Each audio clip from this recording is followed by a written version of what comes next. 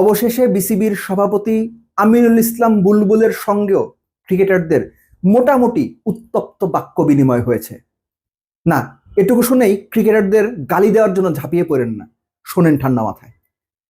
ক্রিকেটাররা তাদের অবস্থান বদলে নমনীয় হয়ে শুক্রবার থেকেই মাঠে ফিরতে চেয়েছিলেন, বিপিএল খেলতে চেয়েছিলেন।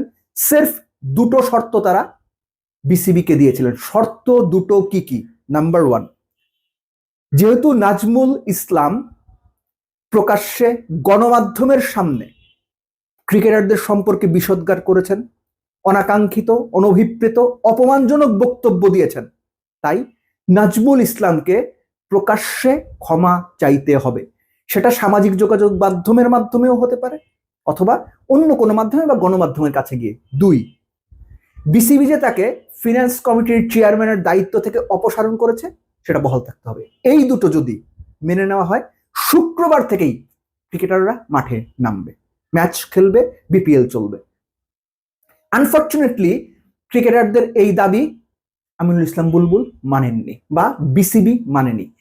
আমিনুল ইসলাম বুলবুল সেখানে ক্রিকেটারদের বলেছেন এই দাবির পরে যে নাজমুল ইসলাম তিনি সম্মানী মানুষ, তিনি এরই মধ্যে বিসিবির অন্যান্য সদস্যদের বা বিসিবির কাছে দুঃখ প্রকাশ করেছেন, তাই প্রকাশ্যে তিনি আর দুঃখ প্রকাশ করবেন বা ক্ষমা চাইবেন, সহজ কথায় মাফ চাইবেন, সেটা সম্ভব না। আর তাতেই ক্ষুব্ধ হয়ে উঠেছিল ক্রিকেটাররা। এখানে ক্রিকেটারদের দায় নাকি বিসিবির দায়? আপনি কার দায় দেখছেন? প্রাণ সসের মাখামাখি টেস্ট বার্গারকে করে তোলে আরো ইয়ামি, আরো জোস। প্রাণ সস, সসের বস। আপনি, আমি, আমরা যাকেই দায় দেই না কেন, আপনি একজনকে দায় দেবেন, আমি একজনকে দায় দেব, অথবা আমরা দুই পক্ষই হয়তো একজনকে দায় দেব, কিন্তু রিয়ালিটি হচ্ছে ক্রিকেটাররা যখন নমনীয় হলেন, এই দাবি জানালেন, তখন ক্রিকেটারদের যুক্তি কি সেটা আপনি নিজেও বুঝতে পারছেন। কিন্তু আমিনুল ইসলাম বুলবুল যখন বলেছেন যে নাজমুল ইসলাম সম্মানী মানুষ, তিনি এরই মধ্যে বিসিবির কাছে দুঃখ প্রকাশ করেছেন, তাই প্রকাশ্যে ক্ষমা চাওয়ার সুযোগ নেই বা সেটা সম্ভব না, তখনই ক্রিকেটাররা ক্ষুব্ধ হয়েছে। তখনই আমিনুল ইসলাম বুলবুলের সঙ্গে সিনিয়র ক্রিকেটারদের বা কোয়াবের প্রেসিডেন্টের বা ওখানে যারা ছিলেন তাদের মোটামুটি একটু উত্তপ্ত বাক্য বিনিময় হয়েছে, কেননা তারা ক্ষুব্ধ হয়ে উঠেছিলেন। ফোনের অপর প্রান্তে ছিলেন আমিনুল ইসলাম বুলবুল এবং তার সঙ্গে বিসিবির আরো কিছু পরিচালক। দুই পাশেই লাউড স্পিকারে কথা হচ্ছিল। ক্রিকেটারদের বক্তব্যটা খুবই সহজ সরল, যে নাজমুল ইসলাম ক্রিকেটারদের প্রকাশ্যে অপমান করলেন, তাকে আমরা প্রকাশ্যে ক্ষমা চাওয়ার জন্য বললাম, বিসিবি বলল যে না, তিনি সম্মানী মানুষ, প্রকাশ্যে ক্ষমা চাওয়ার ব্যাপারটা সম্ভব না। তাহলে প্লেয়ারদের সম্মান কোথায়? তিনি তো প্রকাশ্যেই প্লেয়ারদের অপমান করেছেন, তাহলে তার সম্মান আছে, প্লেয়ারদের সম্মান নাই। এটা হচ্ছে প্লেয়ারদের পয়েন্ট, এবং এই প্লেয়ারদের পয়েন্টটা আমি পার্সোনালি ফিল করি 100% ঠিক আছে। কেননা একটা ব্যাপার মনে রাখা খুব জরুরি, একজন বিসিবি পরিচালক তিনি যেই হন না কেন, তিনি নাজমুল শান্ত, মেহেদি মিরাজ, লিটন দাস, মুস্তাফিজ, তাসকিন, তানজিদ তামিম, কিংবা ইভেন আর মোহাম্মদ মিঠুন, বাংলাদেশের ন্যাশনাল জার্সি গায়ে যারা খেলেছেন তাদের চাইতে বড় কেউ না, নো ওয়ান। এবং যদি বিসিবি পরিচালকদের ইগো থাকতে পারে, তাদের যদি প্রকাশ্যে ক্ষমা চাইতে ইগোতে লাগে, প্লেয়ারদেরও অপমান করা হয়েছে, এটাও তাদের ইগোতে লাগা স্বাভাবিক এবং সেই ইগো থাকা উচিত। আপনি যা খুশি তাই বলতে পারেন, আবারও বলছি, কিচ্ছু যায় আসে না। এবং প্লেয়াররা এই যে নমনীয় হলো, নমনীয় হলে দুটো দাবি জানালো, যার একটা বিসিবি এরই মধ্যে পালন করেছে।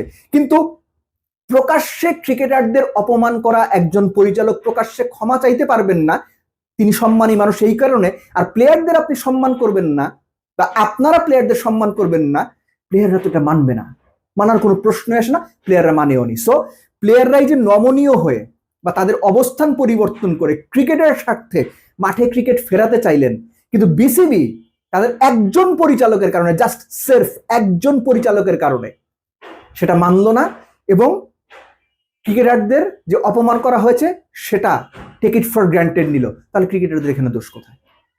এখানে ক্রিকেটারদের দোষ তাহলে কোথায়? তারা অপশন দিয়েছিল বিসিবিকে, বিসিবি সেই অপশন গ্রহণ করেনি, কিংবা বিসিবি সেই অপশন অনুযায়ী তারা প্রসিড করেনি। এরপর থেকে এখন ক্রিকেটার এবং বিসিবির মধ্যে যে আলোচনা হবে, সেই আলোচনা কি কোনো প্লিজেন্ট আলোচনা হবে আপনার সেটা মনে হয়? এবং আগামীতে আরো যে ঘটনাগুলো ঘটবে, সেই ঘটনাগুলোতে আমার কেন যেন মনে হচ্ছে ক্রিকেটার্স এবং বিসিবি দুই পাশেই থাকবে। আর একটা ব্যাপার প্লিজ মনে রাখেন, ক্রিকেটার বাদ দিয়ে ক্রিকেট বোর্ড, বিসিবি না থাকবে ক্রিকেট বোর্ড, না থাকবে বিসিবি। যদি ক্রিকেটাররা তাদের মতো করে সরে যায়, তারা যদি স্ট্রাইক কন্টিনিউ করে, ক্রিকেট বোর্ড সেটা হ্যান্ডেল করতে পারবে না, হয় না। যারা মেইন স্টেক হোল্ডার তাদের বাদ দিয়ে ক্রিকেট বোর্ড দাঁড়িয়ে থাকতে পারবে এই সম্ভাবনা খুব কম। বাট আমার মনে হচ্ছে ক্রিকেটারদের নমনীয় হওয়া, মাঠে ফেরার চেষ্টা করা, এটা তাদের দিক থেকে তারা সঠিক কাজটা করেছে। বিসিবি যদি একটু চিন্তা ভাবনা করে ইগো বাদ দিয়ে অ্যাটলিস্ট একটা সরি বলা যেতে পারতো, তাহলে হয়তো পরিবেশ পরিস্থিতি পুরোপুরি চেঞ্জ হয়ে যেত। এর সঙ্গে ছোট করে আমি বলে দিই, যুব এবং ক্রীড়া মন্ত্রণালয়ের সম্মানিত উপদেষ্টা আসিফ নজরুল তিনি নিজেও বলেছেন, মুস্তাফিজকে যখন আইপিএল থেকে অন্যায়ভাবে সরিয়ে দেওয়া হলো, তখন পুরো দেশ, পুরো জাতি, পুরো দেশের ক্রিকেট ভক্তরা একাট্টা হয়েছিল। অথচ ওই ক্রিকেট বোর্ডেরই একজন পরিচালক সব ক্রিকেটার সম্পর্কে খুব অনাকাঙ্ক্ষিত একটা মন্তব্য করেছেন, যেটা কোনোভাবেই গ্রহণযোগ্য না। আসিফ নজরুল নিজে বলেছেন। তারপরে বিসিবির এত ইগোর উৎস কোথায়? কি কারণে বিসিবির সবাই মিলে নাজমুলকে সেভ করতে গেল শুধুমাত্র ক্রিকেটের ক্ষতি করে?